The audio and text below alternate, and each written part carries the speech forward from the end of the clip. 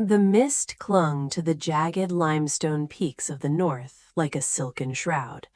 Below, the red river churned, its waters thick with the crimson silt that gave the land its lifeblood. This was the dawn of the Van Lang, a realm where the boundary between the divine and the mortal was as thin as a dragonfly's iridescent wing. Loch Long Quân, the dragon lord of the loch, stood upon the shifting shore. His skin shimmered with the brilliance of deep-sea pearls, and his golden eyes held the ancient, swirling wisdom of the tides. He was a creature of the currents, a sovereign of the abyss who had arisen to bring order to the chaos of the marshlands. But the dragon was lonely in his majesty until he beheld the radiant light from the mountains. From the celestial heights came Auk, the fairy princess. She was grace personified, a celestial healer whose footsteps caused white lilies to bloom in the mountain frost. When the dragon of the water met the fairy of the heights, the air hummed with cosmic resonance. Their union was not merely one of passion, but of divine destiny. It was the absolute fusion of the mountain and the sea. In the sacred grotto of Long Trang, Auk birthed a singular, glowing sac. To the wonder of the heavens, it burst forth not with one life, but with 100 eggs. From these eggs emerged 100 sons, strong, bronze-skinned, and remarkably resilient. They were the first of the Bách Việt, the progenitors of a race born from the extraordinary blood of ancient gods. Yet, even in this golden age, a cold shadow loomed from the north. Beyond the great wall of the clouds, a hungry empire was stirring, one that craved the fertile plains and the emerald forests of the humid south. The dragon lord felt the tremor in the earth. The fairy princess heard the mournful song of the wind. They knew their children would soon face a trial that would last many painful, arduous generations. "We cannot remain together, my love," Loch Long Quân spoke, his voice like the low rumble of ocean thunder. "The land must be guarded. The sea must be watched.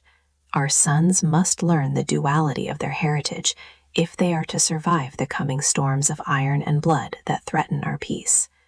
Auk wept, her tears turning into clear mountain springs. "Then let us divide our strength so that the roots of our people grow deep and wide. 50 shall follow me to the high ridges to cultivate the earth and watch the northern passes. 50 shall follow you to the sprawling coastal plains to master the tides and the secrets of the deep." They stood on the precipice of a new era. The 100 sons gathered, their faces etched with the solemnity of their sacred and ancient birthright. They were the children of a dragon and a fairy, a lineage destined to be bent but never broken. As the parents parted, a vow echoed through the valleys. Though they might be conquered by foreign swords, their spirit would remain as unyielding as the stone and as eternal as the surf. This was the foundation of a 1,000-year resistance. The growing shadow was approaching, but the enduring fire of the Loch Viet had finally been lit. The dust from the parting footsteps of the 100 sons had barely settled when the first Hùng King, the eldest of the mountain-bound brothers, ascended the throne at Phong Châu. Under his steady hand, the scattered tribes of the Loch Viet began to weave themselves into a singular tapestry of civilization known as Văn Lang. While 50 brothers mastered the emerald-green terraces of the highlands, the other 50 turned the marshy deltas into a golden cradle of rice. They were the children of water and mist, yet they were learning the art of the earth and the weight of kingship. For centuries, the rhythm of the land was dictated by the monsoon and the roar of the forge. In the communal longhouses, the ringing of bronze against stone heralded a golden age. The Loch Viet became masters of the metal, casting massive drums that echoed with the heartbeat of the dragon and the song of the fairy. These drums were not merely instruments, they were the spirit of the people made manifest, their surfaces etched with the intricate stories of cranes in flight and warriors in motion. Life was a sacred balance of ancestral worship and agricultural toil, a peace guarded by the natural rampart of the mountains and the shifting complexity of the river branches. However, far to the north, Beyond the jagged passes where the 50 mountain brothers kept their silent vigil, a different kind of power was coalescing. The Middle Kingdom was expanding, its eyes turning toward the fertile riches of the south. What began as whispers of strange traders in long-sleeved robes soon turned into the heavy tread of disciplined iron. The shadow that had been a mere smudge on the horizon in their parents' time was now a gathering storm. The Han Dynasty, fueled by a relentless desire for new land and tribute, looked upon the Lac Viet not as a sovereign people, but as a wild territory to be tamed, taxed, and absorbed. The first encounters were subtle, exchanges of fine silk for rare cinnabar or ivory for iron tools, but the intent beneath the commerce was sharp as a dagger. Northern administrators arrived with scrolls of bureaucracy, seeking to overwrite the oral traditions of the fairy lineage with the rigid characters of the Han. They demanded the Lac Viet abandon their primitive ways, their tattoos that mimicked the scales of the dragon, and their teeth blackened by the betel nut. The pressure was a slow rising tide, eroding the edges of their identity, seeking to drown the memory of Lac Long Kun and Ao Ka beneath a sea of foreign law and Confucian doctrine. But the legacy of the 100 Sons was not so easily discarded. In the hidden valleys and along the winding tributaries of the Red River, the elders whispered the old stories. They saw the northern forts rising like scars upon the landscape, and they felt the weight of heavy taxes imposed on their harvest. The spirit of resistance, prophesied at the parting of their progenitors, began to stir in the hearts of the common folk. It was no longer a myth, it was a daily necessity. The Hùng Kings line was nearing its twilight, and the era of the cold sword was about to begin. As the first century of foreign shadow deepened, the Lac Viet did not bow. Instead, they sharpened their bamboo stakes and watched the northern stars, waiting for the moment when the blood of the dragon would boil in defense of their home. The blood of the dragon did not merely boil, it erupted into a searing flame of rebellion. By the year 40 of the new era, the shadow of the Han Empire had grown long, heavy, and suffocating. In the Jiaoqi province, the prefect Su Ding ruled with a ruthless cruelty that turned the fertile plains into a land of deep mourning. He sought to erase the soul of the Lac Viet, imposing foreign laws and exorbitant tributes that stripped the granaries bare. But he had forgotten the ancient prophecy of the 100 Sons. He had forgotten that beneath the veneer of forced submission, the legacy of the fairy and the dragon endured in every drop of native blood. In the district of Meiling, 2 sisters stood as the living embodiment of this ancestral fire. Trun Truc and Trun Ni, daughters of a prominent Lac lord, had been raised on tales of their people's former grandeur. They were not merely women of noble birth, they were the heartbeat of a nation pushed to the precipice of extinction. When Su Ding, in an act of calculated brutality, executed Trun Truc's husband, Ti Soc, for his defiance, he believed he had finally extinguished the spark of rebellion. He was wrong. He had only cast a blazing torch into a mountain of dry tinder. Standing upon the banks of the Hat River, Trun Truc did not drape herself in the white silk of mourning. Instead, she donned magnificent golden armor that shimmered like the morning sun reflecting off a dragon's scales. Beside her, Trun Ni held a banner that caught the wind, a symbol of the unity that had once defined their progenitors. Thousands of men and women gathered at their feet, their eyes fixed on the sisters with unwavering loyalty. These were the descendants of the sons who followed their father to the sea and their mother to the mountains. "I have 4 oaths," Trun Truc's voice rang out, cutting through the humid air with the clarity of a bell. "First, to avenge my country. Second, to restore the Hùng lineage. Third, to avenge my husband. Fourth, to ensure these goals are achieved." The response was a thunderous roar that shook the very earth. It was the sound of 1,000 years of repressed identity finding its voice. Mounted upon massive war elephants, the sisters led an army that seemed to rise from the sacred soil itself. They moved with the grace of the fairy and the strength of the dragon. District after district fell to their rapid advance. The Han garrisons, accustomed to cowing peasants, found themselves facing an unstoppable force of nature. 65 citadels were liberated in a whirlwind of fire and sharpened steel. For a brief, glorious moment, the foreign shadow receded. Trun Trok was proclaimed queen, ruling from the ancestral lands of Meiling. She discarded the heavy Han robes and returned to the customs of her people, honoring the spirits of the land and the memory of the Hùng Kings. The era of the cold sword had indeed begun, but it was wielded by the hands of the oppressed. However, the dragon knew that the northern star still watched, and the empire would not easily surrender its richest prize. The victory was a herald of what the Loch Viet could achieve, yet the horizon remained dark with the promise of a coming storm. The struggle for the soul of the land had only just begun, a dance of survival that would span centuries and test the very marrow of their bones.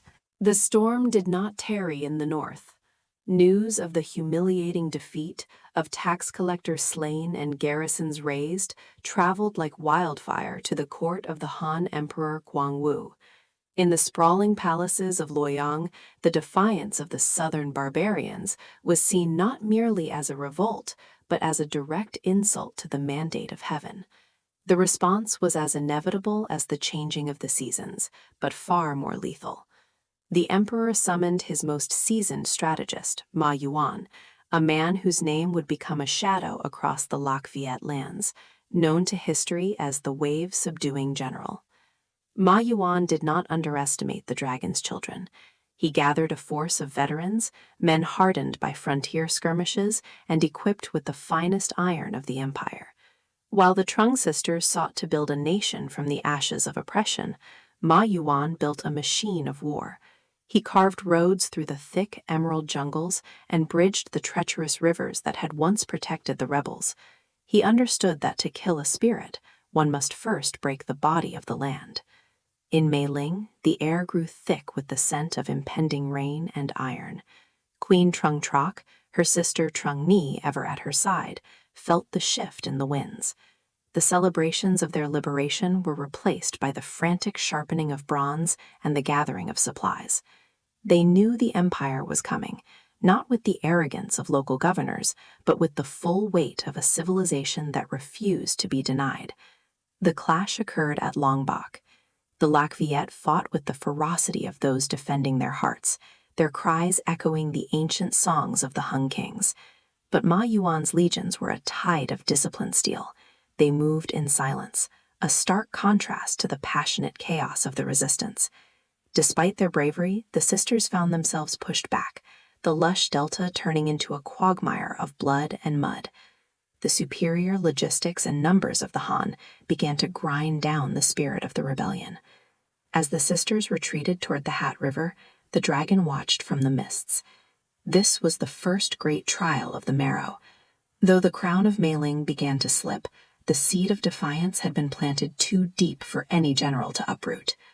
The sisters, choosing the embrace of the water over the chains of the Han, plunged into the river, returning to the spirit realm of their ancestors.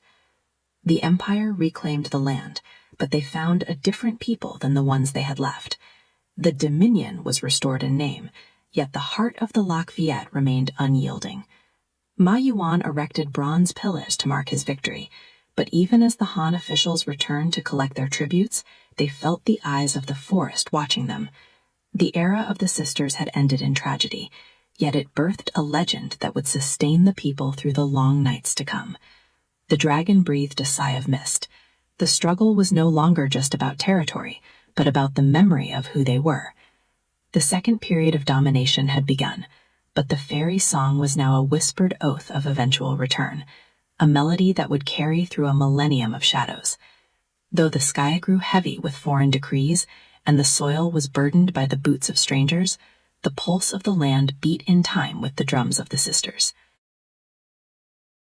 The pulse of the land beat in time with the drums of the sisters, a rhythmic defiance that refused to be silenced by the mounting weight of Han decree. As the smoke of the failed rebellion cleared, the Han governors sought to do more than simply rule. They sought to transform the very marrow of the Loch Viet. This was the era of the brush and the scroll, an era where the Middle Kingdom attempted to rewrite the soul of the South. Schools were established in the burgeoning administrative centers, and the ancient oral traditions of the dragon's children were increasingly met by the formal, rigid recitations of the 4 books and 5 classics. The second domination stretched its fingers long and deep into the red soil of the Delta. Han administrators brought with them the heavy weight of a millennium of philosophy. Confucianism settled over the villages like a fine silk shroud, demanding strict hierarchy and patriarchal order, where once there had been the fluid, communal equality of the mountain forests. The dragon watched from the depths of the eastern sea, his scales shimmering with a restless silver light, as he saw his descendants kneeling before foreign altars. Yet the fairy whispered in the rhythmic rustle of the emerald bamboo, reminding the people that a willow might bend under the storm, but it does not break. While the elite in the citadels began to adopt the high language and refined garments of the Han, the commoners in the muddy rice paddies kept the old tongue alive in their secret lullabies. They learned the new ways of agriculture, employing the heavy iron plow and the harnessed ox, yet they dedicated the first fruits of every harvest to the local spirits of the land, not the distant divine emperor in the north. The struggle was no longer waged with copper swords alone. It was a battle for the preservation of identity. Every time a Han official demanded a quota of precious pearls, ivory, or kingfisher feathers, the resentment grew, feeding a slow-burning fire that no amount of bureaucratic decree could extinguish. Amidst this cultural tug-of-war, Sinip, the governor often called the king of the Southern Crossing, walked a delicate line. He was the architect of a unique synthesis, a man who brought the scholarship of the North to the rugged South, yet he allowed the roots of the Lac Viet to entwine with his teachings. Under his long tenure, the Red River Delta became a vibrant crossroads of faiths. Buddhism arrived on the ships of Indian merchants, its message of suffering and release finding a spiritual home in the hearts of those weary of earthly chains. The dragon and the fairy saw this new thread being woven into the tapestry of their children's lives, adding spiritual resilience where there was physical fragility. However, this uneasy piece was a fragile glass. Beyond the refined halls of the scholars, the weight of imperial tribute became a crushing burden on the peasantry. The Han Dynasty itself began to fracture and bleed, its golden age fading into the chaos of the 3 kingdoms. As the northern center weakened, the grip on the southern provinces tightened out of sheer desperation. The taxes increased, and the demands for forced labor grew cruel. The memory of the sisters began to transform into a focused battle hymn. In the shadows of the mountains, new voices were rising, and the dragon exhaled a cold breath of anticipation. The fairy song was no longer a whisper, it was becoming a summons to the hills. The summons was first answered in the rugged peaks of Ku Chan, where the mist of the fairy met the shadowed dens of the dragon. The very air grew heavy with the scent of salt water and ancient pine, signaling a change that no imperial decree could halt. As the Han Dynasty collapsed into the bloody fray of the 3 kingdoms, the state of Eastern Wu sought to wring every drop of wealth from the southern land to fund their northern wars. The governors from the Wu courts were men of iron and greed. They viewed the people of Gaochao as nothing more than beasts of burden, destined to provide the ivory, pearls, and grain that the northern masters demanded. But they forgot that even the most patient earth can tremble, and even the gentlest water can drown a kingdom. In the year 248, the silence of the mountains was shattered by a voice that carried the resonance of the dragon's roar. It belonged to Trio Ti Tring, a woman whose spirit burned with a fire that the imperial tax collectors could not extinguish. At 19, she stood as a pillar of defiance, her height and presence commanding the respect of those who had forgotten what it meant to stand tall. When her brother urged her to marry and find safety in domesticity, her reply echoed through the valleys, reaching the ears of every peasant who had been beaten by a Wu soldier. She declared that she wished to ride the strong gales, tread the dangerous waves, and kill the great whales of the eastern sea. She would not bow her head to be a slave, nor would she allow her home to be a footstool for foreign lords.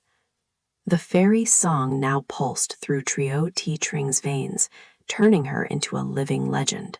She donned golden robes that shimmered like the morning sun on the Red River and climbed atop the back of a massive three-tusked elephant.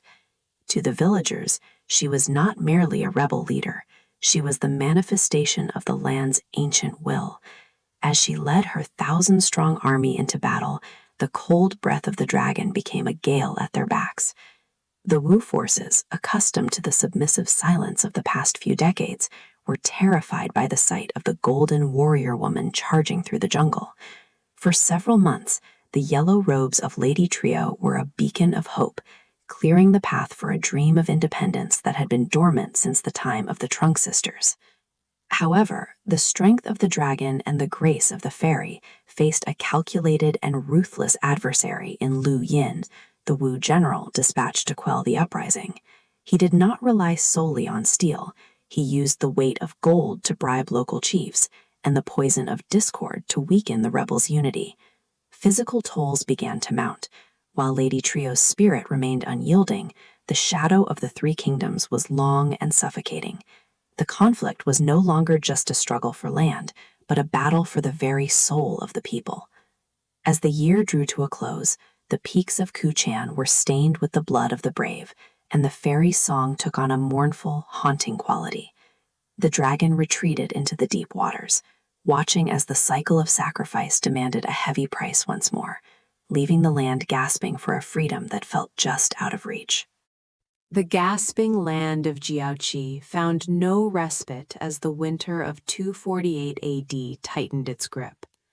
Lu Yin's treachery had carved deeper wounds than any bronze blade, severing the ancestral bonds of trust that held the mountain tribes together.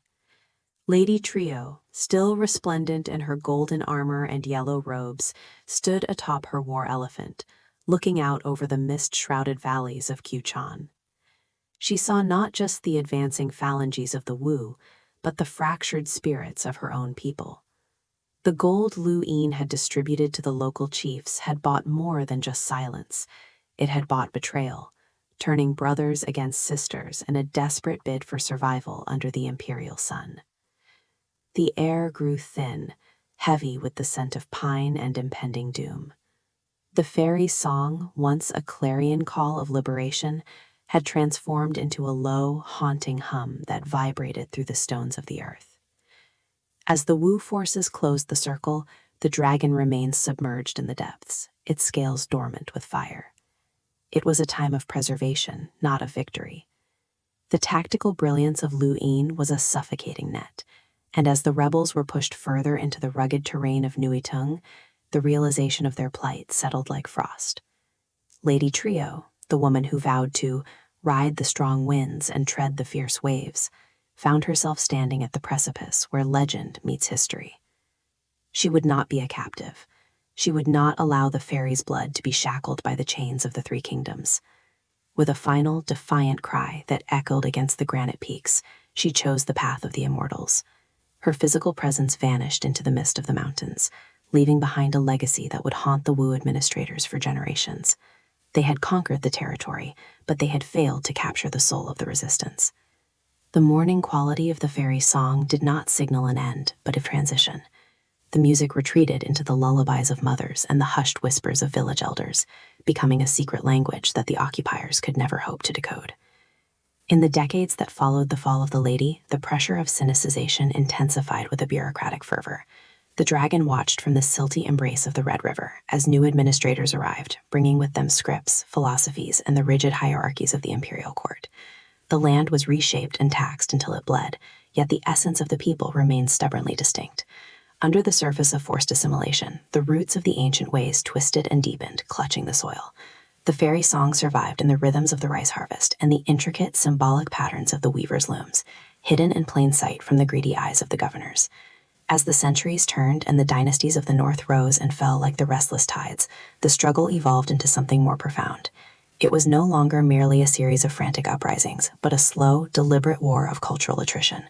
The dragon's patience was as vast as the eastern sea, and the fairies' memory was as long as the winding rivers. They waited for the moment when the weight of the thousand-year shadow would finally falter under its own gravity, even as the Wu gave way to the Jin, and the Jin to the fractured eras of the southern and northern dynasties. The spirit of the land remained a coiled spring. Finally released its tension in the 6th century, during the waning years of the Liang dynasty's grasp. Corruption had become a rot that smelled worse than the stagnant marshes of the Delta, as the imperial governors grew bolder in their extortion. It was into this atmosphere of simmering resentment that a leader emerged whose name would echo through the mountains, Lai Bi. A man of intellect and martial prowess, he had served the very administration he now sought to dismantle, seeing firsthand the fractures in the foreign facade. He understood that the northern masters were no longer invincible. They were a house divided, distracted by their own internal squabbles and the decadent luxuries of their courts. Lai Bi did not merely lead a rebellion, he invoked the ancient covenant of the dragon and the fairy. From the shadowed villages and the misty highlands, thousands flocked to his banner, their hearts fueled by generations of suppressed identity. The cultural attrition of the past centuries had not diluted their essence, it had tempered it into a blade of remarkable resilience. In the year 541, the sparks of defiance caught fire. The regional capital fell, and the panic-stricken Liang officials fled like dry leaves scattered by a monsoon wind. The victory was swift, yet its implications were cosmic. Standing upon the banks of the Red River, where the dragon was said to have first stirred, Lai Bi did what none had dared to do with such permanence before. He proclaimed himself emperor of the south, signaling that the land was no longer a mere province or a tributary frontier. He named his new kingdom Van Xuan, the kingdom of 10,000 springs. It was a name that breathed life into the fairies' ancient promise of eternal renewal, a poetic defiance against the wintry grip of foreign rule. For the first time in nearly 6 centuries, the people had a sovereign who spoke their soul's language and honored the spirits of their ancestors without seeking permission from a distant throne. The establishment of Van Xuan was a signal to the heavens that the 1,000-year shadow could be pierced. Lai Bi organized a government that mirrored the structures of the north, but was infused with the local spirit of communal loyalty. He built the Tran Pagoda, its tiered roof reaching toward the clouds, anchoring the spiritual identity of the people in the soil they tilled. However, the dragon knew that such audacity would not go unchallenged. The Liang, though weakened, would not easily surrender their lost territory. Great armies were soon dispatched from the north, crossing the rugged borders with the intent to crush the fledgling kingdom of Eternal Spring. The ensuing years were a grueling test of the fairies' endurance. Lai Bi and his generals, including the legendary trio Quang Phuc, retreated into the impenetrable Da Track swamps when the tides of war turned against them. In the reeds and the mire, they became ghosts, striking at night and vanishing before the dawn. They lived off the bounty of the water, protected by the very landscape that the northern invaders feared and misunderstood. The struggle for Van Xuan became a masterclass in asymmetrical defiance, proving that sovereignty was not just a title held in a palace, but a flame kept alive in the hearts of those who refused to kneel. The spring had arrived, but the summer of its defense would be long and scorched by the fires of a relentless empire. The summer did indeed burn, and as the centuries rolled forward, the Swamp King Tru Quang Phuc passed into legend, leaving behind a land that refused to be digested. The Liang retreated, but the Sui dynasty emerged, followed by the formidable Tang, whose shadow stretched longer and darker than any that had come before. The northern dragon grew more sophisticated, its claws reaching deeper into the sacred soil of the fairy. They renamed the land Annam, the pacified South, a title that tasted like bitter ash in the mouths of those who still cherished the memory of Van Xuan. The Tang sought to civilize what they deemed a barbarian frontier, erecting fortresses and demanding tribute in the form of shining pearls, rare ivory, and the very lifeblood of the restless youth. Yet beneath the polished veneer of Tang administration, the heartbeat of the dragon's children thrummed with a rhythmic subterranean fury. In emerald valleys, the fairy watched her children masterfully adapt. They learned the radiant script of the north, but used it to record their own distinct histories and poems. They accepted foreign gods, but infused them with the spirits of their own ancient mountains. Resistance became a cultural armor, impenetrable and enduring. They bowed their heads in the marketplaces to the foreign officials, but in the privacy of their thatched homes, they whispered the ancient songs of their ancestors, ensuring the flame of identity was never extinguished. Centuries were punctuated by the cries of heroes who refused to vanish. There was Mai Fuk Lon, known as the Black Emperor, who emerged from the grueling salt fields to challenge the suffocating hand of imperial taxation. There was Fung Hung, the great father and mother king, whose legendary strength was said to match that of a mountain tiger, and whose spirit unified the fragmented clans. Each rebellion was a flash of lightning in a long, oppressive night. While these uprisings were often suppressed by iron legions, they left permanent scars on the empire's confidence, proving the roots of the land were too deep to be upturned. As the 9th century waned, the Tang dynasty crumbled from within, its edges fraying under the weight of decadence and corruption. The grip on the fairy's throat finally began to loosen. Chaos in the north meant opportunity in the south. Local lords, like the Cook family, started to reclaim the administrative reins of their destiny.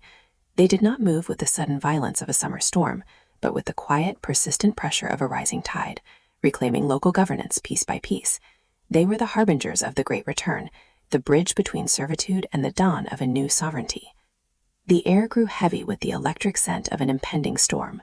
The mighty dragon, long dormant and watchful in the depths of the Bakdang River, began to stir, its scales shimmering like silver beneath the murky, swirling waters.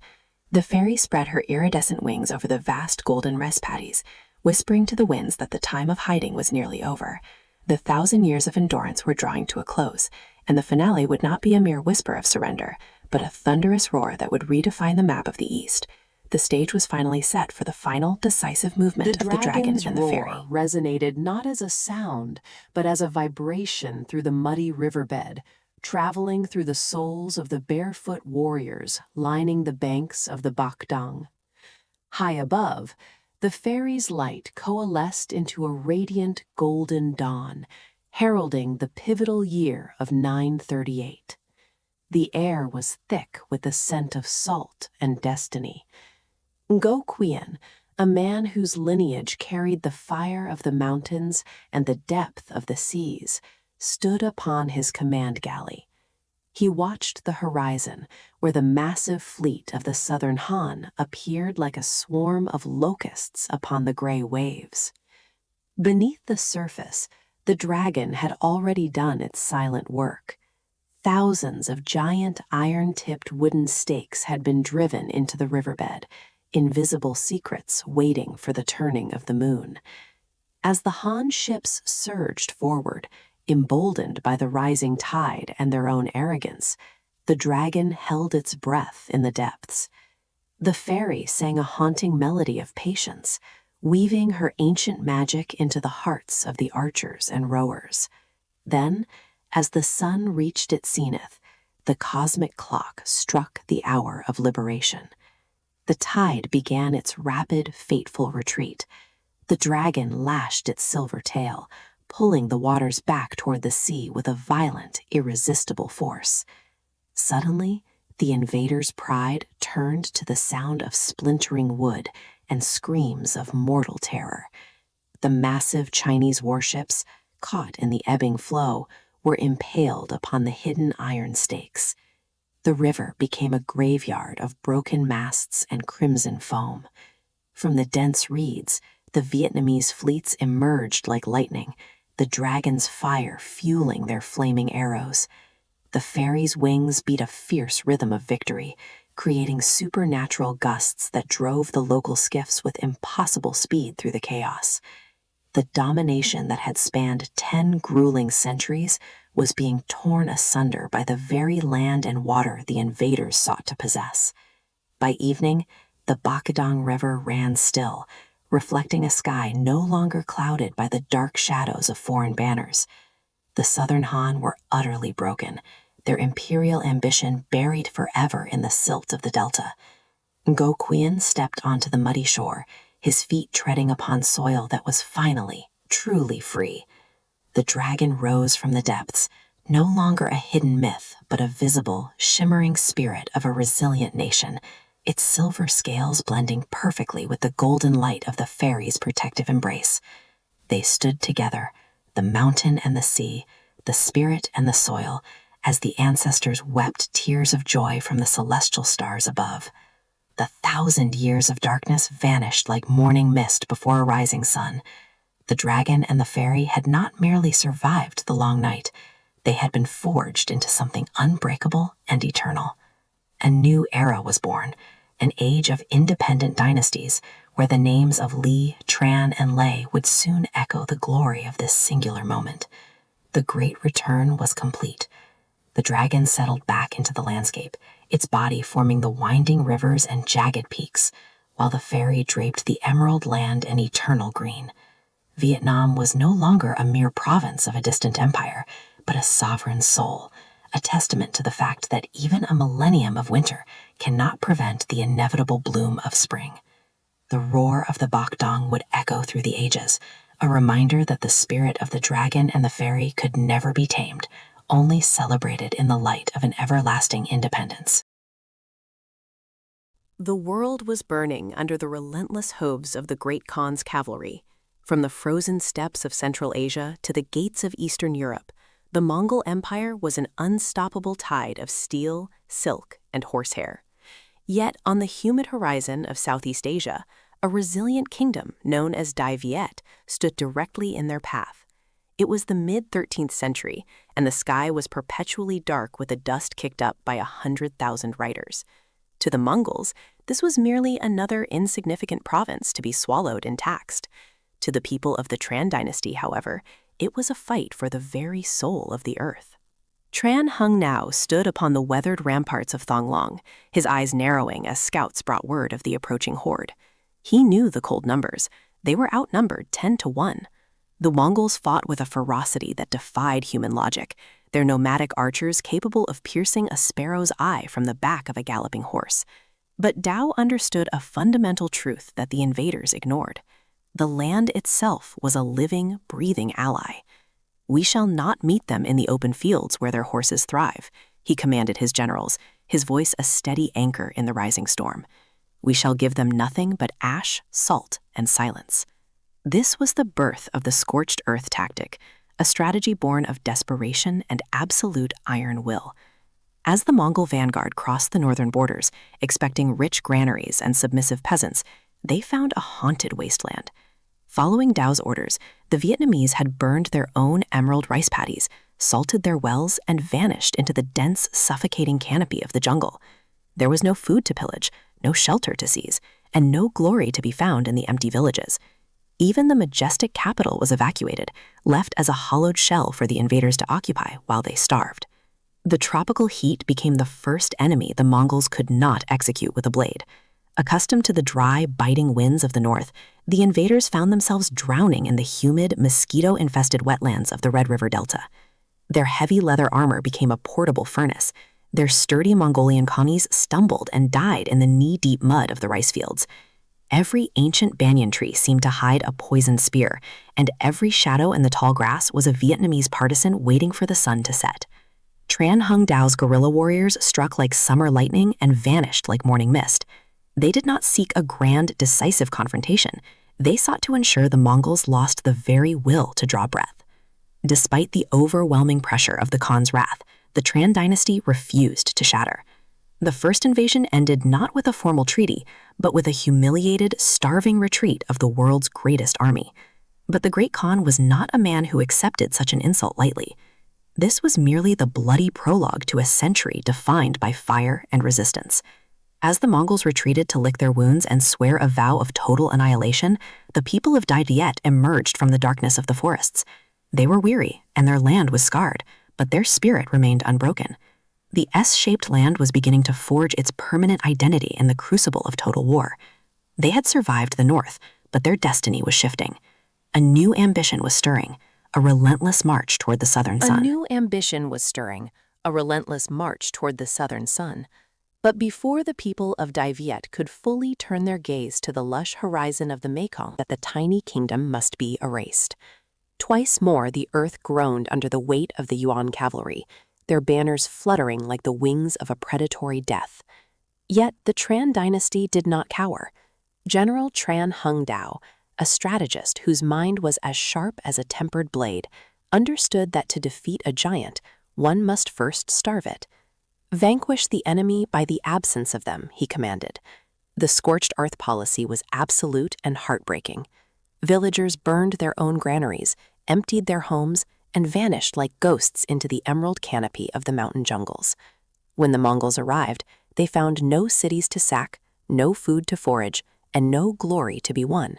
The suffocating heat of the tropics rotted their bows and sapped their iron strength, while relentless guerrilla raids picked off their vanguard in the dead of night. The climax came at the Bok Dang River in 1288, where Tran Hung Dao mirrored the ancient genius of his ancestors. He planted massive, iron-tipped stakes into the riverbed, invisible beneath the swirling high tide. As the Mongol fleet sailed in, the tide receded, impaling their mighty warships and leaving them as sitting ducks for Vietnamese fire arrows. The greatest empire the world had ever seen was finally broken against the jagged rocks of Vietnamese defiance. With the Mongol threat extinguished, the energy of the nation, coiled like a spring for centuries, finally released. This was the birth of the Nam Tien, the Great March South. It was not a single war, but a multi-generational migration, a slow and steady tide of farmers, soldiers, and pioneers seeking new soil. To the south lay the Kingdom of Champa, a land of coastal riches and intricate stone temples. Through a mixture of strategic royal marriages and hard-fought military conquests, the borders of Viet began to bleed southward, absorbing the central coast. The Lê dynasty pushed even further, their iron-willed administration turning the wild, untamed frontier into organized provinces. By the time the 18th century dawned, the momentum of the southward expansion was unstoppable. The Mekong Delta, a vast, watery labyrinth historically held by the Khmer, became the next frontier. Vietnamese settlers waded into the thick mud, clearing ancient swamps and planting the rice that would eventually feed the soul of a rising nation. In 1802, the Nguyen dynasty arose, finally unifying the fractured territories from the northern gateway of Long Son to the southern tip of Cao Mau. The map of Southeast Asia had been rewritten by the sheer persistence of the Vietnamese spirit. The iconic S-shape, carved through blood, sweat, and 1,000 years of stubborn survival, was finally complete. They were no longer just a kingdom of the north. They were the masters of the eastern coastline, a maritime power that had transformed from a besieged enclave into a dominant continental force. Yet, as the last stones of the majestic citadel of Hue were laid, a new cold shadow appeared on the eastern horizon, one carrying the scent of industrial gunpowder and the cross of a distant, hungry continent. A shadow appeared on the eastern horizon, one carrying the scent of industrial gunpowder and the cross of a distant, hungry continent. This impending storm, however, was not the first time the Vietnamese spirit had been tested by an unstoppable force. To understand the resilience that met the French steamships, one must look back to the 13th century, when the most terrifying military machine in human history arrived at the northern gates, the Mongols. The Great Khan's armies had conquered nearly the entire known world, creating an empire that stretched from the Pacific to the gates of Europe. When they turned their sights towards this humid, jagged strip of land, they expected a brief campaign of submission. Instead, they encountered the Tran dynasty and a tactical genius whose name would become a permanent legend, Tran Hung Dao. The Mongols attacked 3 separate times with overwhelming force, and each time they were met not with traditional battlefield formations, but with the haunting, eerie silence of scorched earth tactics. The Vietnamese systematically burned their own precious rice paddies and emptied their granaries, leaving the Mongol horses and soldiers to starve in the suffocating, malaria-ridden heat of the tropical jungle. The invincible horsemen of the steppes found themselves trapped in a humid, tropical nightmare where the very terrain became a lethal weapon. In the labyrinthine rivers and dense emerald thickets, their superior numbers and cavalry expertise meant nothing. At the climactic Battle of Bak Dong, Tran Hung Dao utilized the very rhythm of the tides with mathematical precision, luring the heavy Mongol fleet over iron-tipped stakes hidden beneath the waves. As the water receded, the massive ships were impaled and shattered by the traps, ending the Khan's dreams of southern conquest forever. This victory was more than just a military triumph. It was the essential crucible that forged a national identity defined by an unbreakable defiance against even the most impossible odds. With the northern frontier finally secured, the energy of this battle-hardened nation began to flow elsewhere. This was the start of the Nam Tien, the Great March South. Over several centuries, the Vietnamese moved like a slow, relentless tide, absorbing the territories of the Kingdom of Champa and eventually reaching the fertile, sprawling plains of the Mekong Delta. This expansion was not merely a conquest of land, but a migration of culture and agriculture, turning the historically Khmer lands of the Deep South into the rice basket of a growing empire. By the mid-1800s, this expansion reached its natural conclusion. Under the Han Dynasty, the map had been stretched and molded through centuries of migration and war until it finally assumed the iconic S shape, the silhouette of a dragon clinging stubbornly to the edge of the turquoise sea. They had transformed from a besieged northern enclave into a maritime power that dominated the eastern coastline of the entire peninsula. Yet the resolution of this 1,000-year expansion brought them to the edge of a terrifyingly new era. The unity they had fought so hard to achieve was about to be challenged by a foe unlike the Mongols, a foe that didn't want their land for grazing horses, but for the riches of their soil and the souls of their people. As the French cannons echoed off the coast of Da Nang in 1858, the golden age of the emperors began to fracture, and the long march of the Vietnamese people took a dark industrial turn into the unknown. As the French cannons echoed off the coast of Da Nang in 1858, the golden age of the emperors began to fracture, and the long march of the Vietnamese people took a dark industrial turn into the unknown. This sudden, violent intrusion of Western iron was a jarring contrast to the centuries of internal growth and defiance that had defined the nation. To understand the resilience that met these new invaders, one must look back to the era when the kingdom first proved it could humble the masters of the world. In the 13th century, the Mongol Empire had conquered almost the entire known world, stretching from the gates of Europe to the shores of Japan, yet they faltered against a tiny, tenacious strip of emerald land. The Mongols attacked not once, but 3 separate times, each armada more formidable than the last. Under the banner of the Tran Dynasty, the Vietnamese did not rely on heavy armor or massive stone fortresses. Instead, General Tran Hung Dao orchestrated a masterclass in asymmetrical warfare. He utilized scorched earth tactics, ordering his people to burn their own farms and granaries so that the invading hordes would find nothing but ash and hunger.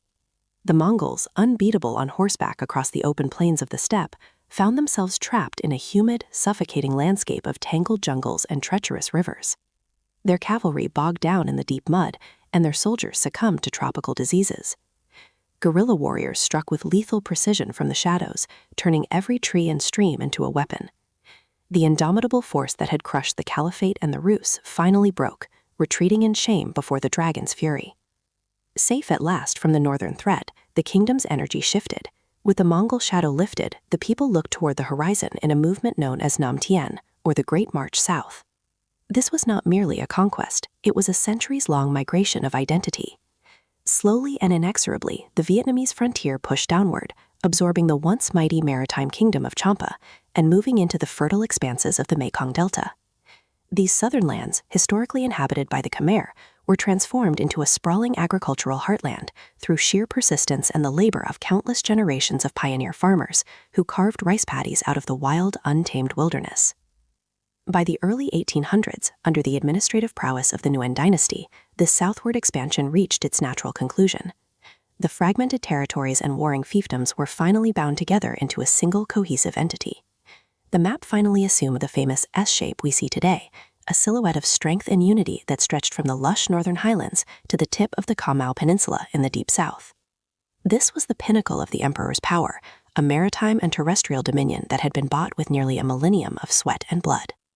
But as the smoke from the first French shells drifted over the harbor, that hard-won unity faced an unprecedented threat. The invaders did not come on horseback seeking tribute. They came with steam engines and global ambitions. The golden age of expansion was over, and the era of colonial struggle had begun. The dragon, having survived the Mongols and conquered the south, now had to learn how to fight a foe that sought not just the land, but the very soul and future of the nation. This new foe arrived with the thunder of French cannons at Da Nang in 1858, signaling more than just a military engagement. It was a collision of two vastly different worlds. As the smoke from the initial shells cleared, the reality of the situation began to weigh heavily upon the imperial court in Hue. For centuries, the Vietnamese dragon had mastered the art of land warfare, refining guerrilla tactics that had humbled the greatest land empire in history. They had marched south with a relentless, rhythmic determination, carving a nation out of rugged terrain and ancient rivalries. But this new enemy was different. They were masters of the sea, carrying the industrial fires of Europe in the hulls of their iron-clad ships. Emperor Tu Duc, the ruler of a unified S-shaped kingdom, found himself at a crossroads. The court was divided between the war party, who advocated for immediate and total resistance, and the peace party, who feared that the technological gap was too wide to bridge. The soldiers of the Nguyen dynasty, though brave and seasoned by the internal skirmishes of the previous decades, stood on the ramparts with spears and outdated muskets. They looked out at a horizon dominated by steam and steel, realizing that the old rules of engagement, the scorched earth and mountain ambushes, might not suffice against a foe that could strike from the ocean and vanish into the mist. Yet the spirit of the Nam Tien remained deeply ingrained in the Vietnamese soul. The expansion southward had not just been a quest for territory, it had been a process of forging a resilient, adaptive identity. As the French forces moved from Da Nang to the fertile provinces of the south, aiming for the heart of the Mekong Delta, they encountered a resistance that was as stubborn as the roots of the mangrove trees. This was no longer a campaign for a dynasty's glory, but a desperate fight for the very earth that had been tilled and defended for nearly 1,000 years. The French expected a swift victory, a colonial acquisition that would mirror their successes elsewhere. They underestimated the tenacity of a people who had spent a millennium defining themselves through resistance. In the villages of the South, where the memory of the Great March was still fresh, scholars traded their brushes for swords, and farmers turned their harvesting tools into weapons of war. The struggle began to shift from the grand battlefields of imperial decree to the shadow-filled canals and dense jungles that the invaders could not comprehend. The S-shaped map, so painstakingly assembled, was now being sliced into administrative zones by the colonial administration, Tonkin, Annam, and Cochinchina. But even as the borders were redrawn on paper, the cultural and spiritual unity of the land remained a formidable barrier. The dragon was wounded, yes, but it was far from defeated. It was retreating into the shadows, into the hearts of the common people, waiting for a new kind of light to lead the way. The era of the emperors was fading into the twilight of history, but the era of the modern patriot was about to be born in the fires of foreign occupation. The long, dark night of colonization had begun. Yet within that suffocating darkness, the resilient seeds of a modern revolution were already starting to take firm root in the deep, blood-stained soil of the South. To the outside observer, the land appeared fractured and colonized, but the soul of the people was anchored in a legacy of defiance that reached back through a golden age of warriors and poets.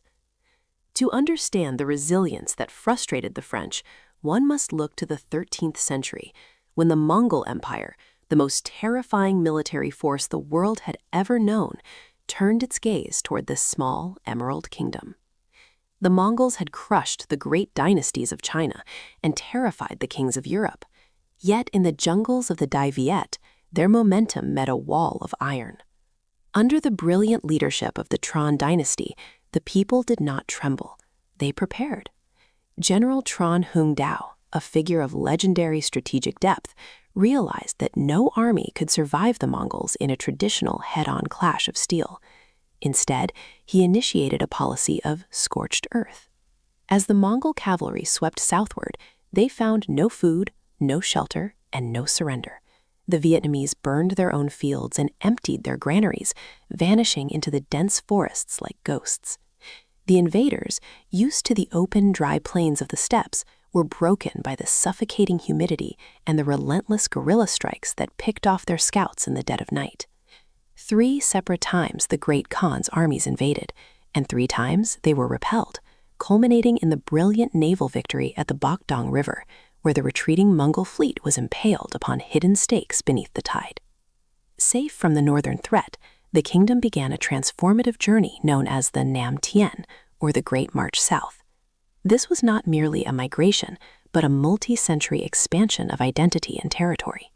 The Vietnamese people pushed beyond their ancestral heartlands in the north, gradually absorbing the territories of the Kingdom of Champa and moving into the vast, fertile wetlands of the Mekong Delta, land that had historically been part of the Khmer Empire. This was a movement of pioneers and soldiers, farmers and scholars, all carving a future out of the southern sun. By the early 1800s, under the unification efforts of the Nguyen dynasty, the map of the nation finally crystallized into the iconic S shape we recognize today. This expansion had created a land that was geographically diverse, yet spiritually bound by the shared memory of survival and growth. This was the true strength that the French colonial administration failed to account for. They saw 3 administrative zones, Tonkin, Annam, and Cochinchina, drawn on paper maps, but the people saw a singular, unified dragon that had spent centuries stretching its wings from the northern mountains to the southern tip of Khao Mau. The colonial slice was an insult to a history defined by the ability to expand and the refusal to break. Even as foreign officials sat in their offices in Saigon and Hanoi, the pulse of the nation remained steady, fueled by the ancient fires of the Tran emperors and the grit of the southern pioneers. The struggle for the future was being fought on ground already hallowed by the victories of the past. An era when the horizon was perpetually darkened by the dust of the Mongol hordes. While the rest of the known world trembled under the shadow of the Great Khan, the Tran dynasty stood upon the banks of the Red River Delta with a defiance that bordered on the divine. The Mongols, who had systematically dismantled empires from the gates of Vienna to the heart of the Great Wall, found their invincible cavalry bogged down in the sucking mud of the Vietnamese tropics.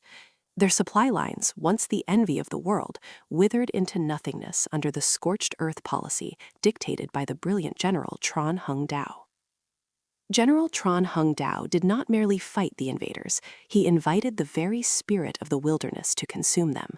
By ordering the burning of their own ancestral crops and the abandonment of their bustling cities, the Vietnamese turned their lush landscape into a skeletal ghost of itself. This left the invaders to starve in the oppressive humidity, while invisible archers struck like lightning from the emerald shadows of the dense jungle canopy. The sweltering heat and the labyrinthian river systems, alien to the steppe-born warriors, became deadlier than any steel blade. 3 times the Mongol war machine surged southward, and 3 times they were repelled, their legendary horses rendered useless in a land that stubbornly refused to be tamed. This victory did more than preserve a northern border, it cemented a national identity forged in the crucible of impossible odds and shared sacrifice. With the northern frontier finally secured by blood and tactical brilliance, the eyes of the dragon turned with renewed purpose toward the southern horizon.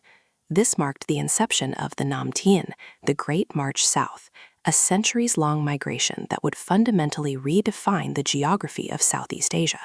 It was not a sudden, singular conquest, but a steady, rhythmic pulse of expansion that mirrored the flow of the rivers themselves. The pioneers moved like an inevitable tide, clearing ancient forests and establishing vibrant villages where the once mighty kingdom of Champa had flourished. These settlers were farmers and soldiers in equal measure, carrying ancestral seeds in one hand and sharpened spears in the other. By the time this demographic momentum reached the fertile, sprawling expanse of the Mekong Delta, the landscape had shifted from rugged coastlines to a watery, shimmering paradise of endless green. Though this was historically Khmer land, the sheer momentum of the Vietnamese march proved unstoppable. The delta became the new golden rice bowl of the nation, a sprawling network of silt and sun that promised unimaginable prosperity to those who could endure the backbreaking labor of its taming. By the early 1800s, under the administrative banner of the Nguyen dynasty, these disparate territories were finally stitched together into the iconic, elegant S shape that defines the nation today. From the jagged high peaks of the north to the southernmost tip of Khao Mau, the map was no longer a collection of warring fiefdoms, but a singular, The dragon breathing had entity. finished its flight. The French colonizers would scales later hardened attempt to by the dissect Mongol this body wars, into and Tonkin, its belly Annam, and nourished by Cochinchina, the southern but they were sun. merely drawing This arbitrary era lines of atop a hard-won masterpiece peace already was not completed by merely a temporary pause in conflict, but a profound blooming of a civilization that had stared directly into the abyss of total annihilation and refused to blink. To truly understand the S-shaped unity of the 19th century, one had to look back at the crucible that forged it, the 13th century storms when the Mongol banners first crested the northern horizon. The world had trembled before the Great Khan and his thundering cavalry, yet in the dense jungles and winding rivers of this land, the unstoppable met the immovable. General Tran Hung Dao became the architect of a defiance so absolute it bordered on the sacred.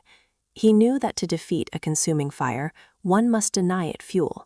His scorched earth tactics were not just military maneuvers, they were a collective, agonizing sacrifice of the people.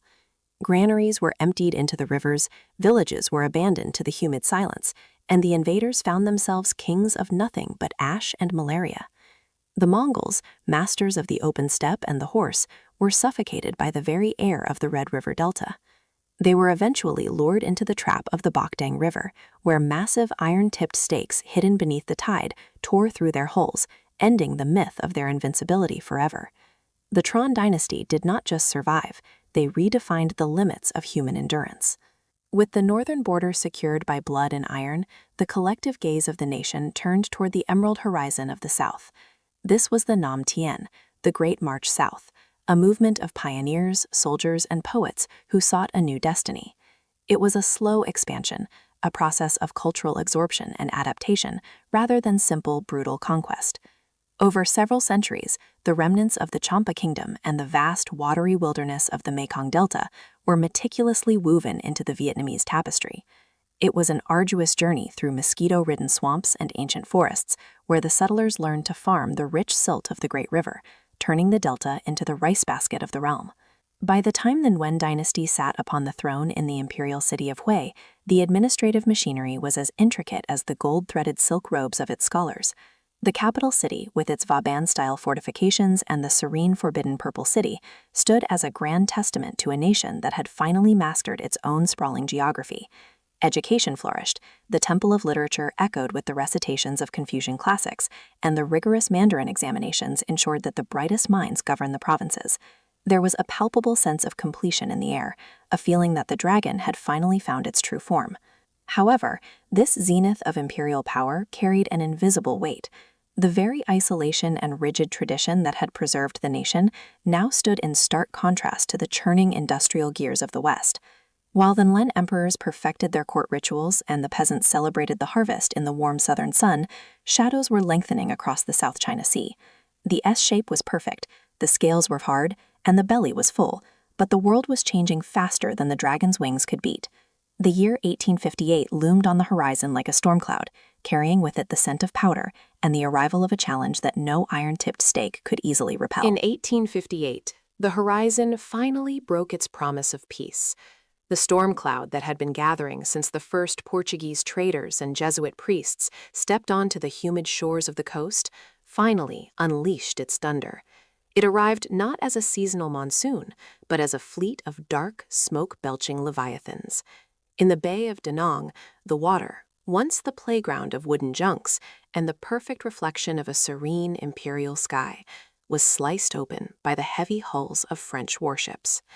These were not the sails of the Mongols, driven by the fickle winds of the northern steppe. These were machines of cold iron and relentless steam, the harbingers of an era that did not care for the mandates of heaven or the ancient rhythmic cycles of the rice harvest. The Nguyen Mowat in the citadel of Hue, shrouded in the thick incense of tradition and the meticulous layers of Confucian bureaucracy, received the news with a mixture of disbelief and mounting dread. For centuries, the dragon had looked inward or toward the north, perfecting the S-shape of its scales through the arduous, generations-long march to the south, known as Nam Tien. It had consolidated power from the Red River to the sun-drenched Mekong Delta, a monumental feat of geographic destiny and cultural expansion that seemed unshakable. But the weapons that now pointed at the citadel were of a different breed entirely. The iron-tipped stakes that had once gored the Mongol fleet in the shallow waters of the Bakdong River were useless against the long-range cannons that could scream from the sea. Emperor Tuduk, a man of delicate letters and somber poetry, found himself presiding over a world that was rapidly being rewritten by foreign hands. The Nam Tien movement had been a triumph of collective will and slow, persistent movement, but this new challenge was a lightning strike from a world across the vast ocean. The French demanded trade, they demanded religious freedom for their proselytizing missionaries, and they demanded a piece of the dragon's sovereign heart. When the first volleys were fired, the sound echoed through the perfume river, rattling the delicate teacups of the mandarins and the very spirit of the peasantry. The scorched earth tactics that had once humbled the supposedly invincible Mongol hordes were far harder to deploy against an enemy that lived upon the water and struck with concentrated fire from afar. Vietnamese soldiers, brave and fiercely disciplined, stood behind the crumbling stone of coastal forts, their traditional matchlocks and spears no match for the percussion caps and rifled barrels of the Western invaders. There was a tragic, haunting dignity in the defense. They were fighting for the S, for every grain of rice in the newly South-South, and every tomb of the ancestors in the ancient North. Yet as the acrid smoke cleared over the scorched ramparts of Da Nang, a profound and terrifying realization began to seep into the blood-stained soil. The dragon was strong, but its skin was being pierced by a needle it did not yet understand. The Golden Age was not ending with a whimper, but with the roar of a destructive colonial furnace. The lush southern provinces were the first to feel the tightening grip of the new protectors. The S-shape was now a long, vulnerable target. As the shadows of 1858 stretched, the people looked to the sea, knowing that the dragon would have to learn to bleed before it could ever hope to fly again in a world transformed by steel and fire. That had forged the Vietnamese identity over the previous 9 centuries. To understand the resilience of the dragon, one had to look back to the era when the world's most terrifying conquerors met their match in the humid jungles of the north. In the 13th century, the Mongol hordes, who had shattered empires from China to the gates of Europe, found their momentum halted by the Tran dynasty. General Tran Hung Dao did not fight with vanity, he fought with the earth itself. He understood that a starving soldier is no soldier at all. His scorched earth tactics were a brutal, necessary sacrifice, burning ancestral crops and emptying entire villages so that the unstoppable Mongol cavalry found only dust, mosquitoes, and bone-deep hunger. 3 times the great Khans sent their armadas and riders. 3 times they were repelled by a people who refused to break. At the Bakdong River, where sharpened iron-tipped stakes were driven into the tidal mud to impale the retreating hulls of the enemy fleet, the legend of the Mongol slayers was finalized. This victory was the bedrock of the entire Golden Age, providing the security needed for the nation to finally look beyond its northern borders. With the northern frontier stabilized, the eyes of the populace turned toward the sun-drenched, fertile horizons of the south. This was the beginning of Nam Tien, the Great March South, a movement that lasted centuries and redefined the very geography of the peninsula. It was a slow, organic expansion, a tide of farmers, soldiers, and scholars moving southward like a growing vine. The kingdom of Champa, once a formidable rival with its towering brick temples and maritime prowess, was gradually absorbed into the expanding Vietnamese fold through a mixture of marriage, diplomacy, and steel. Later, the gaze shifted further still into the vast, water-choked expanses of the Mekong Delta. These lands, historically Khmer, were transformed into a sprawling rice basket that could feed a burgeoning empire. The wild marshes were tamed by the persistence of pioneers who carried their ancestors' spirits in small wooden altars as they trekked through the oppressive, humid heat. By 1802, under the unification of the Nguyen dynasty, the map had finally achieved its iconic S-shape. This was no longer a collection of warring fiefdoms, but a single, cohesive entity stretching from the northern mountains to the southern tip of Cao Mau. The dragon had reached its full, elegant length, but the weight of this new empire was heavy. The S-shape was a masterpiece of territorial ambition, but as the shadows of 1858 stretched over the coastline, it was also a long, vulnerable target for the encroaching European powers. The people looked to the sea, sensing that the era of expansion was over and the era of defense had returned. The steel and fire of the French Navy was a different beast than the Mongol horsemen, yet the legacy of the Golden Age remained. The dragon had learned to bleed, yes, but it had also learned to survive. The S was not just a shape on a map, it was a spine made of 1,000 years of resistance and the sweat of millions who had marched south to secure a future. As the colonial furnace roared, the memory of the Great March and the Mongol slayers became the spiritual fortification that no cannon could ever hope to breach. The dragon's heart remained defiant.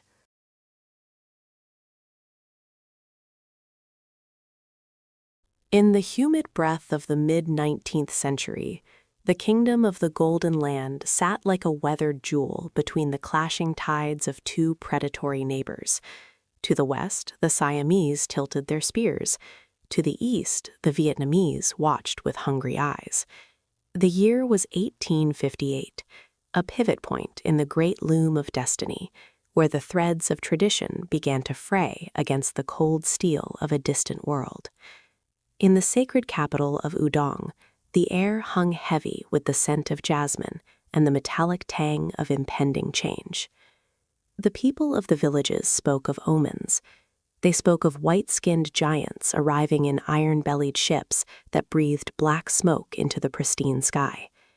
These were the children of the West, the French, carrying with them a curious mixture of salvation and subjugation. To the elders, they were ghosts of a prophecy. To the young, they were a terrifying marvel. King Ang Duong, a monarch whose heart was a fortress of ancient wisdom, looked out from his pavilion toward the horizon. He understood that his kingdom was a lone orchid in a storm of scythes. For centuries, the Niak Ta, the guardian spirits of the soil, had protected the rice paddies and the sprawling ruins of the ancestors. But the spirits of the old world could not easily repel the thunder of gunpowder and the relentless ink of treaties. The arrival was marked not by a roar, but by a chillingly polite silence. When the first French envoys stepped onto the riverbanks, their boots polished to a mirror shine, they did not look like invaders. They looked like architects of a new order. They spoke of protection, of borders, and of a modern light that would chase away the shadows of regional threats. Yet as the ink dried on the initial agreements, a peculiar coldness settled over the land. The sun seemed to lose a fraction of its warmth. In the shadow of the great stupas, a young monk named Sovan watched the foreigners. He noticed how they measured the land with brass instruments, carving invisible lines through the sacred forests, as if the earth were merely a map to be sliced. "They do not see the spirits," Sovan whispered to his mentor. "They only see the wood, the rubber, and the stones." "They see what they can own, Sovan," the old monk replied, his eyes reflecting the flickering light of a butter lamp. "But the land has a memory longer than any empire. We are entering the season of the silver shadow. It will be a long night, filled with the clank of chains and the whisper of forgotten gods." By 1863, the transition was complete. The tricolor flag began to flutter alongside the ancient banners of the monarchy. The protectorate was born, a gilded cage intended to shield the kingdom from its predatory neighbors while slowly siphoning the essence of its absolute sovereignty. The people continued to plant their emerald rice and offer sweet incense to the ancestors, but a new rhythm had entered their daily lives, the mechanical ticking of a European clock. The era of the Iron Lotus had begun, a time where the ancient folklore and sacred myths of the Care would have to survive the crushing weight of a cold colonial winter. The seeds of war, suffering, and eventual rebirth were sown deep in that very soil, waiting for the blood of future generations The to iron wake them lotus from their did slumber. not bloom with the soft fragrance of jasmine, but with the sharp, metallic scent of industrial change. While the seeds of war, suffering, and rebirth lay dormant deep within that very soil, the sun began to rise over a kingdom that was no longer entirely its own. In the waning decades of the 19th century, the golden spires of the royal palace found themselves shadowed by the rising skeletons of European brick and mortar. The, quote, cold colonial winter was not one of snow, but of a chilling administrative efficiency that sought to categorize every spirit, every rice paddy, and every soul within the kingdom. Under the gaze of the French resident superior, the ancient city began to transform. The winding paths that once followed the natural curves of the river were straightened into rigid boulevards, designed for the heavy wheels of carriages and the march of foreign boots. In the marketplaces, the silver coins of the monarchy were slowly replaced by the paper currency of the Banque de l'Indochine, a strange magic that the village elders viewed with profound suspicion. They whispered that the ink on the paper was brewed from the tears of the land, a currency that held no weight in the eyes of the ancestors.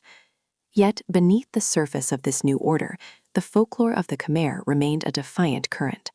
In the shadow of the newly erected cathedrals and government bureaus, the apsaras still danced in the memories of the old masters. At night, when the mechanical ticking of the European clocks grew loud in the humid air, the villagers gathered beneath the banyan trees to speak of the Neak Ta, the guardian spirits of the soil. They whispered that the spirits were not gone, but merely waiting, retreating into the deep jungles and the moss-covered stones of Angkor, where the French surveyors struggled to impose their grids. The tension was a silent hum in the air. King Norodom, caught between the preservation of his dynasty and the demands of the protectorate, navigated a treacherous path. To the French, he was a decorative relic. To his people, he remained the bridge between the heavens and the earth. However, the bridge was fraying. The introduction of Western law and the restructuring of taxes sparked a quiet resentment that fermented in the rural provinces. The seeds of war, mentioned by the seers, began to sprout in the hearts of those who saw their traditions being dismantled in the name of progress. By the turn of the century, the dichotomy was absolute. Fontaine had become a Paris of the East, with its cafes and promenades, while the countryside remained a bastion of the old world, clinging to the myths that had sustained them for a millennium. The iron lotus had grown thick stems, wrapping tightly around the throne and the spirit of the people. It was a period of forced tranquility, a deceptive peace that masked the erosion of a nation's identity. The sacred myths were being archived into French journals, turned into curiosities for scholars rather than living breaths of the populace.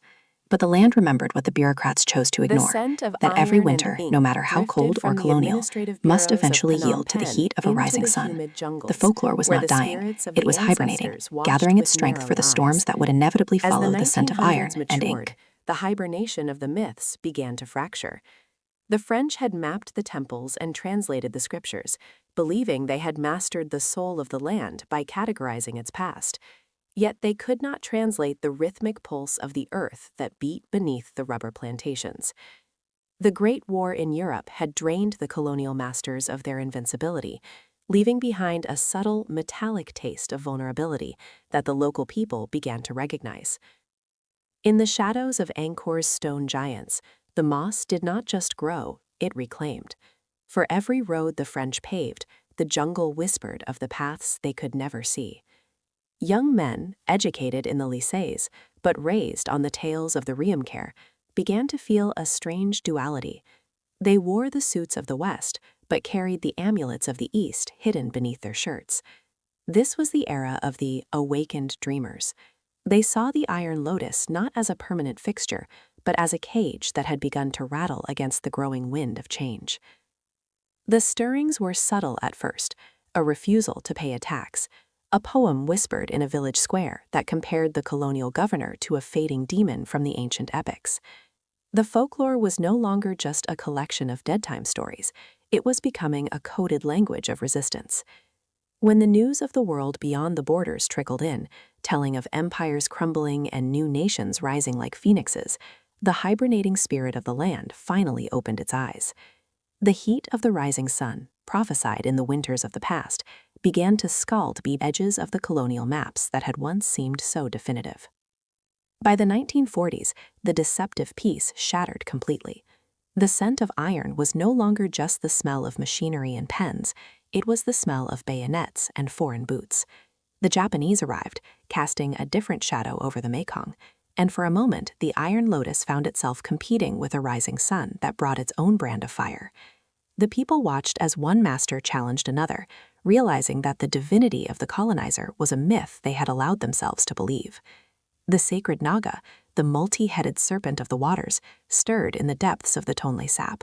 It felt the vibrations of falling bombs and the frantic heartbeat of a nation realizing it could no longer remain a mere curiosity in a foreign museum. The rebirth was beginning, but it was not the gentle blossoming of a flower. It was a violent tearing of the soil. The folklore began to bleed into reality as leaders emerged who spoke not just of freedom, but of a return to the glory that existed before the ink had ever touched the page. The colonial archives were burning, and from the ashes, the old myths were being forged into weapons. The era of the scholar was ending. The era of the soldier and the revolutionary was at hand. The land was script no was longer being written remembering, in the it blood was of acting, those who and dared the to script was being reclaim their written in the name from blood the of those margins who of dared to history, reclaim their name and the from the ink margins was of still history. wet as the first fires of true insurgency licked at the colonial foundations.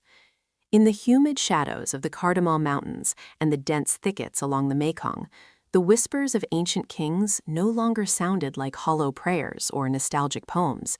They sounded like marching orders.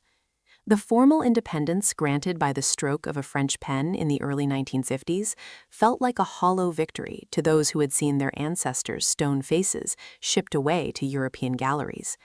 These revolutionaries did not want a mere seat at the master's table.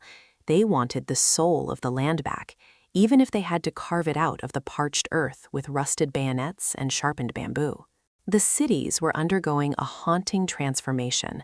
Phnom Penh, once celebrated as the Pearl of Asia, began to feel the subterranean tremors of a different kind of rebirth.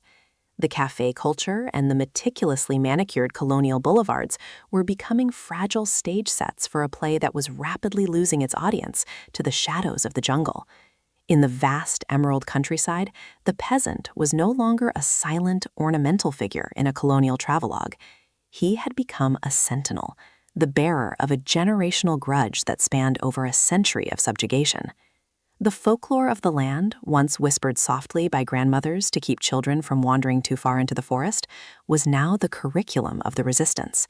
They spoke of the iron-skinned warriors of legend and the invincible amulets of the great warlords. The myths were being weaponized, turned into a psychological shield against the modern machinery of death. The air grew heavy with the suffocating smell of cordite and wet earth.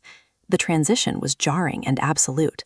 One moment, the nation was a protectorate, a quaint jewel in a crown it did not choose to wear, managed by scholars and bureaucrats.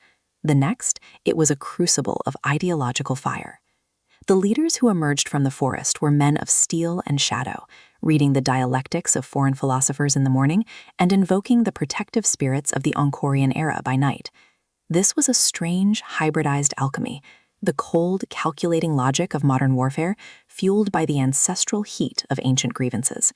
As the 1960s bled into the 1970s, the rebirth took on a terrifying, distorted visage.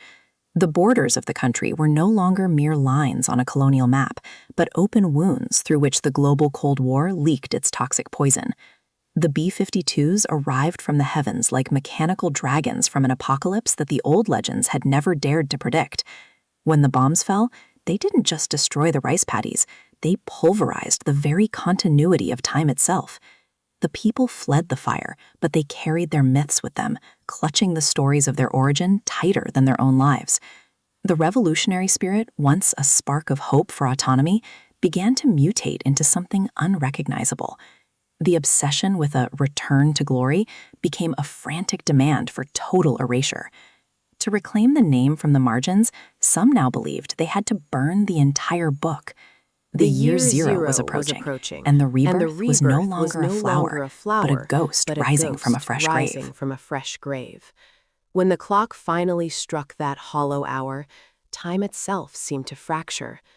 The cities, once the vibrant lungs of the nation, where the scent of jasmine mingled with the exhaust of a nervous modernity, were exhaled into the countryside in a single agonizing breath. The black-clad soldiers arrived like shadows detached from their bodies, their faces masks of an ideology that demanded the total erasure of the individual. They were the architects of a primitive utopia, claiming to be the new ancestors of a land that had forgotten its own name.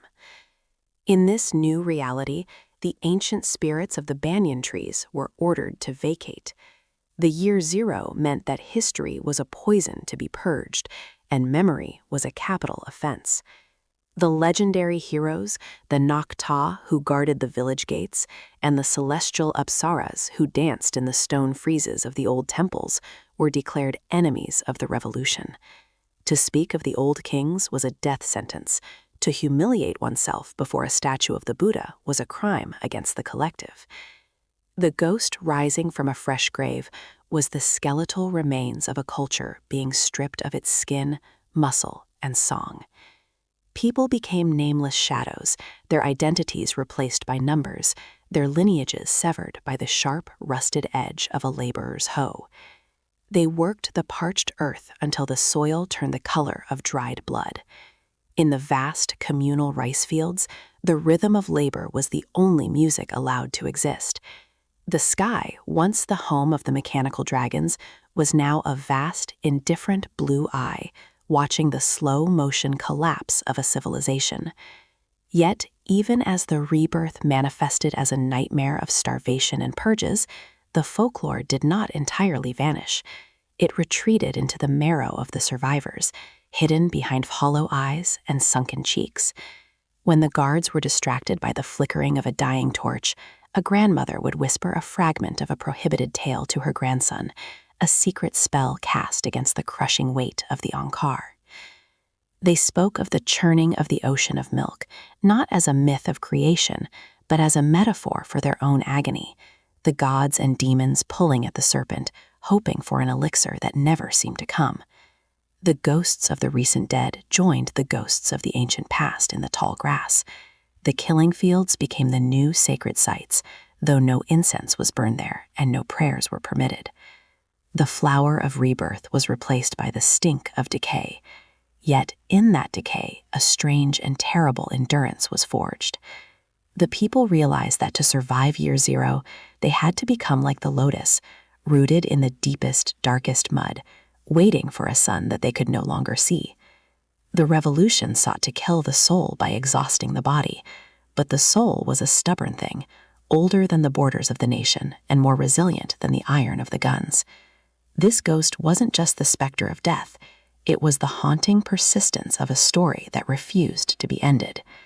As the decade bled into a haze of trauma, the people waited for the next cycle, for the moment when the ghost would find its voice again, and the grave would did finally not be close closed. with a soft, mournful sigh, but with the jagged, metallic grinding of gears and the rhythmic thunder of boots marching from the east. As the year 1979 dawned, the silence of the killing fields was finally shattered. The ghost that had been haunting the periphery of the nation's consciousness finally found its voice, though it was not a song of joy. It was a primal, guttural wail that echoed through the empty, desolate streets of Phnom Penh. The cycle was turning once again, shifting from the absolute void of year zero into a gray, liminal dawn. The black-clad, spectral figures who had tried to erase time itself retreated like shadows into the thick emerald jungles of the western borderlands, fleeing the flickering candle of a new reality. They left behind a land that was less a country and more a massive open wound. The flower of rebirth was still buried deep beneath layers of scorched earth and trauma, but for the first time in years, the stink of decay was met with the smell of monsoon rains and the metallic tang of new iron. The people emerged from the collective nightmare, their eyes hollowed out by the things they had seen, their bodies thin as the reeds in the Tonle Sap. Yet the grave was not truly closed. It remained a yawning abyss in the heart of the psyche, a reminder that the soul had been tested to the point of shattering. The liberators had arrived, bringing with them a different flag and a different language, yet another layer of foreign influence stitched into the tattered fabric of the nation's history. The ghost of the kingdom watched from the ruins of Angkor, seeing how the ancient stones remained indifferent to the shifting ideologies of mortal men.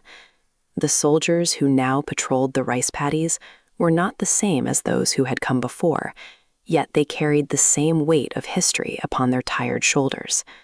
This period of rebirth was agonizingly slow. It was not of sudden blooming, but a painful crawling through the wreckage of a civilization. The survivors began to look for the scattered, shimmering pieces of their broken culture, a fragment of a silk weaving, a half-remembered prayer, the melody of a forbidden song. These were the seeds of the future, salvaged from the pockets of those who had refused to die. The ghost of the past guided their weary hands, whispering that though the library had been burned and the masters executed, The story was held within the blood itself. War had not vanished. It had simply changed its shape. The nation was now a chessboard for distant powers, a proxy for cold calculations made in rooms far away from the heat of the tropics. Landmines waited beneath the soil like dormant iron seeds of death, ensuring that even in peace, the earth would remain treacherous. But the people, like the stubborn lotus, continued their ascent. They learned to walk on scarred earth, to plant rice in fields where ghosts still wandered, and to speak of the future in a language that had almost been erased. The ghost was no longer just a specter of death. It had become a witness. As the 1980s stretched forward, the focus shifted from mere survival to the desperate, beautiful necessity of remembering. The grave was closing, inch by inch, as the living claimed their right to breathe once more. As the grave finally closed on the era of total silence, a new sound filled the air. The mechanical hum of white trucks and the heavy tread of boots belonging to the blue helmets.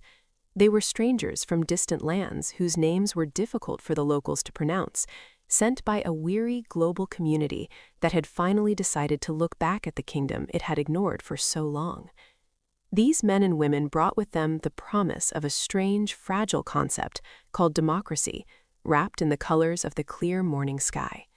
For the first time in several generations, the people were asked to speak not in the terrified whispers of survival, but in the bold, decisive strokes of ink on paper. The ghost of the past, that silent witness to the decade of fire, remained an observer in the shadows of the rebuilding streets. It watched as elders, whose hands were permanently calloused from years of forced labor and the heavy grip of rifles, now held pens with trembling, uncertain fingers. They stood in winding lines under a sun that seemed somehow less punishing than it had been in the brutal years of the black-clad soldiers. To cast a vote was to plant a different kind of seed, one that did not explode, but instead rooted the collective soul back into the soil of sovereignty. It was a profound time of homecoming. From refugee camps along the western border, where exile had coated their dreams, people returned in ox carts and on foot. They carried the few precious belongings they had managed to salvage from the wreckage, a silver bowl, a tattered silk sarong, or a haunting memory of a grandmother's lullaby. Among those returning were the survivors and masters of the ancient arts, those who had hidden their identities to escape the purge. In the dappled shadows of the stone temples, where the hungry jungle had tried to reclaim history, dancers began to stretch their long, stiffened limbs. They moved with a grace that the killing fields had failed to extinguish. When the first Apsara dancer raised her hand, her fingers curving back like the delicate petals of a waking lotus, it was a signal to the ancestors that the lineage of the gods was unbroken. The music of the sacred pinpat, once silenced under penalty of death, rose again into the humid air. Its bronze gongs and bamboo flutes wove a shimmering bridge between the world of the living and the realm of the spirits. The transition was no simple fairy tale of effortless recovery. The scars of the 1970s and 1980s ran deep, and in the dense forests, remnants of the old nightmare still flickered like dangerous embers. The earth remained heavy with landmines, and the peace often felt as fragile as a cicada's wing. Yet the return of the monarchy provided a vital tether to a grander past, a symbol of a time before the world fractured into madness. As the golden spires of the royal palace were polished anew, the nation stood at a complex crossroads between the ghosts of the jungle and the glittering lights of a globalizing world. The messy, loud, the decade and was a bridge, beautiful reality leading of towards the a late horizon 90s where the sun might surged into finally the new stay above millennium the trees. like a river breaking its Rebirth banks. was now a The messy, silence loud, that and once beautiful hung over the reality. scorched fields was replaced by the frantic symphony of jackhammers and the relentless hum of motorbikes. In the capital, the gray concrete of the survival era began to sprout glass and steel, reaching upward as if trying to touch the heavens that had once felt so distant and indifferent. The spirit of the land, though weary, found a new rhythm in the pulse of commerce and the influx of travelers from across the distant seas. At the heart of this transformation stood the ancient stones of Angkor. For centuries, the jungle had kept the temples in a green embrace, hiding the scars of history beneath layers of moss and vine. Now the veil was lifted entirely.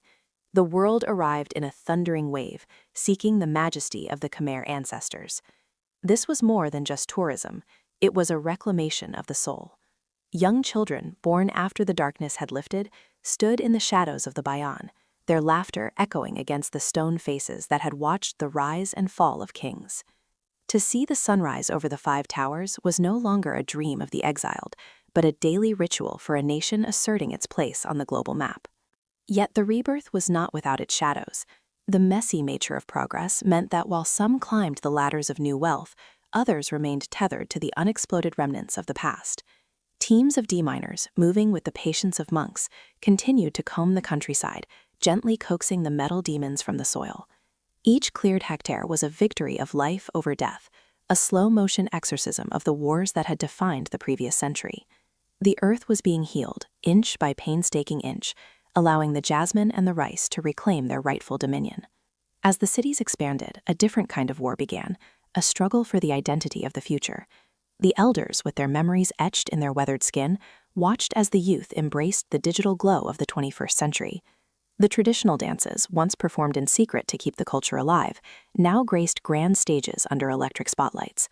There was a fear that the glittering lights might blind the people to the lessons of the jungle, yet there was also an undeniable hope. For the first time in generations, a child could look toward the horizon without the fear of smoke. The nation was shedding its skin like a serpent emerging from a long hibernation. The old stories of colonization, revolution, and ideology were being rewritten as modern narratives of resilience and enterprise. The Mekong, that eternal witness to both the blood and the beauty of the dawn, continued its steady flow, carrying away the ashes of the old world. Bridges began to span the great waters, linking provinces that had been isolated for decades. This era was defined by an insatiable hunger for the new, a desperate need to outpace the ghosts of the Khmer Rouge. The sunrise was no longer just a soft metaphor for peace, but a searing, brilliant heat that demanded action, construction, and economic growth. Cambodia was no longer merely a victim of its tragic geography, but a master of its own vibrant destiny, navigating the currents of a globalized world that moved faster than any chariot of the old gods. As the new millennium unfolded, the bridge between the ancient and the modern had been crossed, but the journey toward true stability still called from the horizon. Through the bustling streets of a transformed Phnom Penh. As the first decade of the 21st century matured, the landscape shifted with a speed that felt almost supernatural. Cranes, like the long-necked white herons of the Tonle Sap, began to dominate the skyline, pecking at the clouds to build towers of glass and steel. These were the new temples of the age, dedicated not to Vishnu or Shiva, but to the gods of commerce and the relentless pulse of the international market. The city, once a hollowed-out ghost town haunted by the terrifying silence of the Pol Pot era, was now a vibrant cacophony of motorbike engines, neon signs, and the infectious laughter of a youth generation born without the heavy weight of famine or war in their bones. Yet beneath this frantic veneer of material progress, the ancestral soil remained thick with living memories. In the countryside, the emerald rice paddies continued their rhythmic seasonal cycle, though now they were framed by smoothed asphalt roads that stretched like endless gray ribbons to the farthest borders of the kingdom. The farmers whose resilient ancestors had tilled this land under the shadow of colonial masters and revolutionary tyrants now carried sophisticated mobile phones in their sarongs, checking global prices for grain while resting in the shade of sugar palms. This was the great paradox of the modern rebirth. The ancient, mystical spirit of the Khmer people was being rapidly rewired by the digital age. In the hallowed halls of justice, the lingering ghosts of the past were finally summoned to speak their truth. The extraordinary chambers in the courts of Cambodia began the arduous, solemn task of holding the aging architects of the darkness accountable. It was a slow, agonizing reckoning, a public ritual of truth intended to cauterize the deep wounds of the 70s so the nation could finally walk without a limp. Even as internet fiber optics wove a complex new web across the plains, the people looked back to the carved stones of Angkor with renewed fervor. The great temple remained the North Star of the national soul, a reminder of a grandeur that no war could truly erase. Tourism flourished, bringing millions of modern pilgrims from every corner of the earth to marvel at the Bayan's serene, enigmatic faces. The Khmer people found themselves in a delicate daily dance, selling glimpses of their heritage to fund their burgeoning future. They were no longer the year zero blank slate that the Khmer Rouge had attempted to manufacture. They were a complex tapestry of golden history, crimson tragedy, and a bright, multicolored present. Education became the new battlefield, fought not with lead and iron, but with pens and glowing screens. Mothers who had survived the starvation of the killing fields now stood proudly at university graduation ceremonies, weeping as they watched their children receive degrees in engineering, law, and medicine. However, this rapid metamorphosis brought its own tempests. The widening gap between the gleaming capital and the dusty, impoverished provinces created a new kind of social friction. Ancient forests that had stood for centuries were sacrificed at the altar of economic development, and the Mekong's sacred waters faced new challenges from upstream dams. The stability they sought was not a static destination, but a shifting equilibrium. As the decade drew to a close, the nation realized that while the physical war was over, the struggle for the soul of the country was an eternal endeavor. In the hearts and minds of the digital generation. In the bustling, neon-lit cafes of Phnom Penh, where high-speed fiber optics hummed alongside the rich, aromatic scent of locally roasted beans, a complex new identity was being forged. These were the children of the peace, the first generation to grow up without the visceral echo of artillery fire or the haunting, heavy silence of empty stomachs. They carried smartphones that held the world's knowledge, yet they also carried the weight of their ancestors' unspoken traumas. The tension between the gleaming skyscrapers and the rice paddies remained, but it was no longer a divide of despair. It was a dialogue of transformation. As the calendar turned toward the middle years of the 2020s, the nation faced a defining crossroads. The scars of 1858, when the shadow of colonization first touched the Mekong, had finally healed into thin white lines, barely visible but always felt. The grand architectural marvels of the Angkorian era, once hidden by jungle and later by landmines, now stood as global beacons of resilience. Yet the modern struggle was more subtle than the iron grip of a colonial administrator or the madness of a dictator. It was the challenge of maintaining the Khmer soul amidst the relentless tide of globalization. Art and culture became the new resistance. Young painters began using ancient techniques to document modern injustices, and traditional dancers performed under neon lights, proving that heritage was not a museum piece, but a living, breathing entity.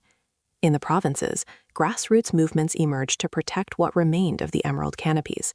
They understood that the prosperity of the city was hollow if the soil that birthed the kingdom was left to wither. The sacred flowing waters of the Mekong, though pressured by modern engineering, continued to pulse like a great artery, carrying the memories of 1,000 years toward an uncertain sea. The global pandemic and subsequent economic shifts acted as a final tempering fire. It forced a return to the basics: family, community, and food security. It reminded the people that their strength had never come from foreign aid or the height of their glass towers, but from the unyielding spirit of resilience, the ability to bend without breaking. The elders, those few remaining witnesses to the darkest, most turbulent chapters of the 20th century, sat on their wooden porches, watching their grandchildren navigate a world of artificial intelligence and limitless connectivity. They smiled, recognizing that same spark of survival that had kept the kingdom alive through the long night. Standing on the vibrant riverfront today, one sees a glittering skyline reflecting in the churned water, where foreign warships once sat in menacing silence. The journey from 1858 to the present has been a profound cycle of death and resurrection, a testament to a people who refuse to be erased from the map of human history. The colonization is now a fading memory, the war is a solemn lesson, and the rebirth is an ongoing daily miracle.